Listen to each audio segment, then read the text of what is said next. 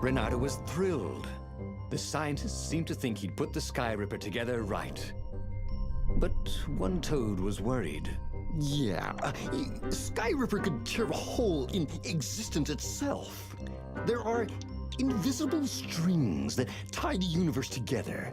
If Sky Ripper cut one, the hole would widen and widen till our whole existence fell into it. Another toad sighed. Irving still believes in string theory. At least go see Calaveras. Yeah, said the worried toad. He knows more than anyone else has forgotten about the Transcendent Emperor. If anyone could tell him how to use this weapon safely, it would be Calaveras. It was he who had told Renato how to find it in the first place. But maybe he had to give up on using it as a weapon. Maybe he had to go to the secret rebel base and ask the generals there what he could do with a weapon that he dared not use.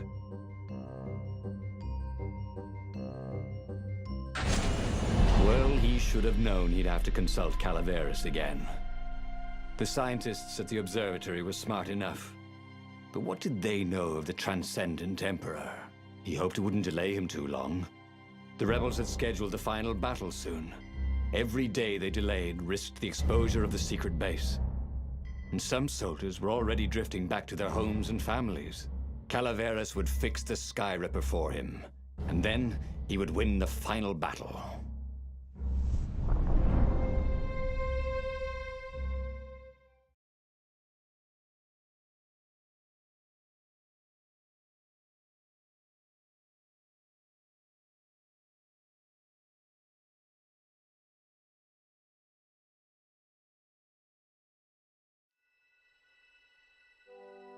Maybe it was the cold, but after a few steps, Renato's optimism started to slump.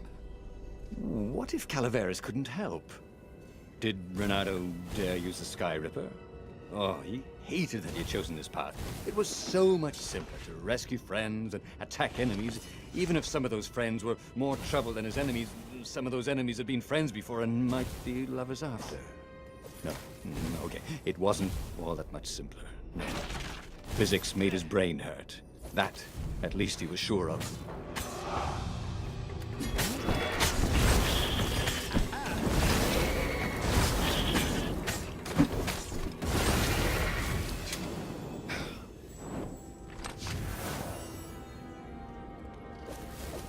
That ought to be enough for a proper sword, he thought.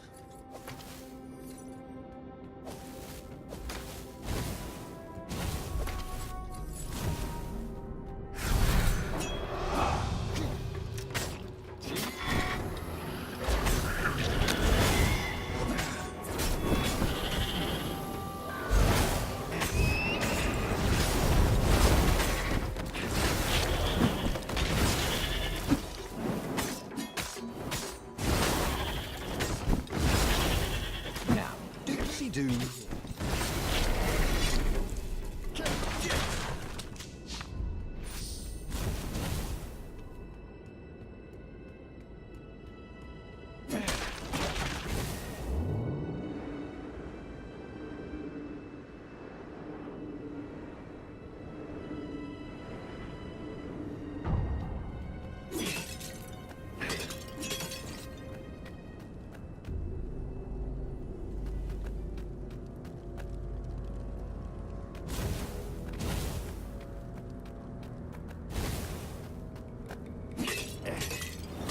Ice walls only let you through if they knew you were cool.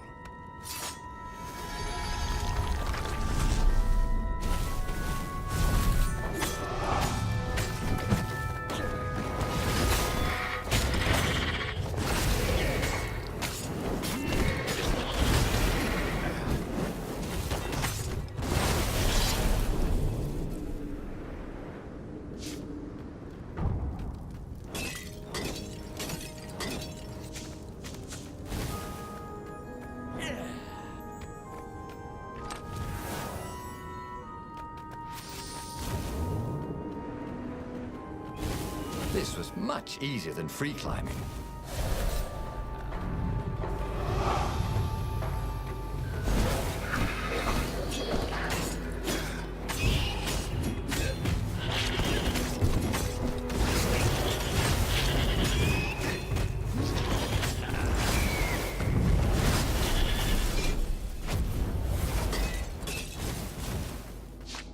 decide to focus on the now.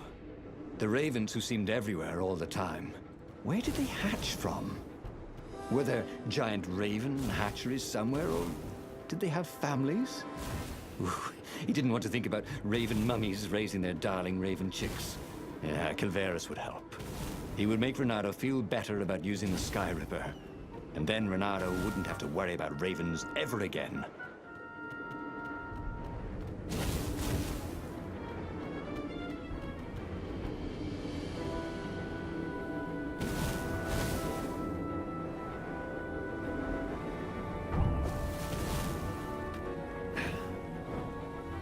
There had to be something useful in these things, didn't there?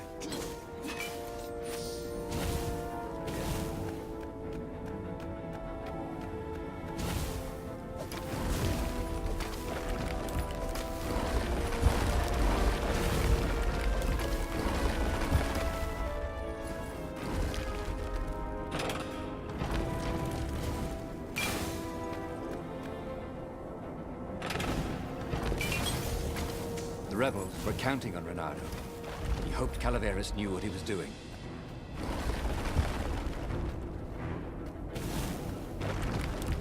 What were these poles exactly? Parking meters from the time of the lost gods?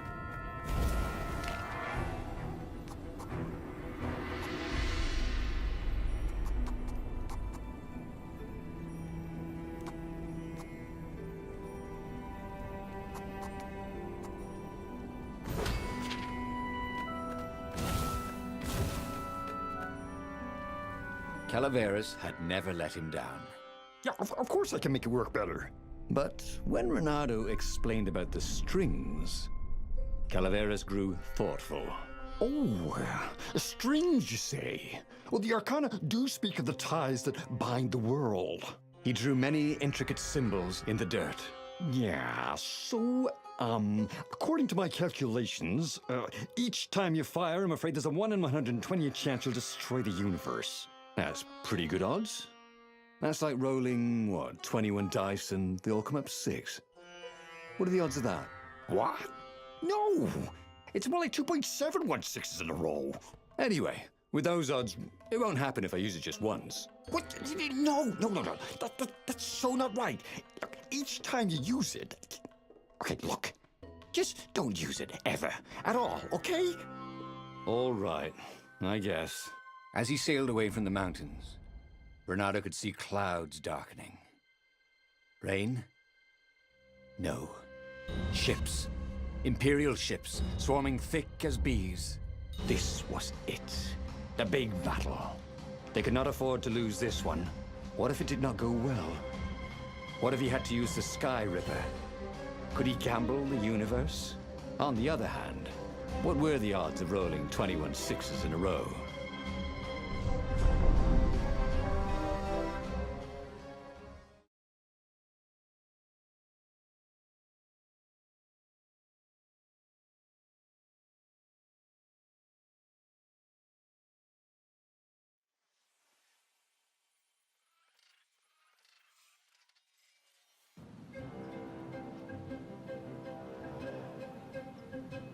The battle was not going spectacularly well. What had the rebels been thinking? They'd been thinking he would bring the Sky Ripper, or the Iblis Stone, or that he'd sideline Zenobia somehow, or turn her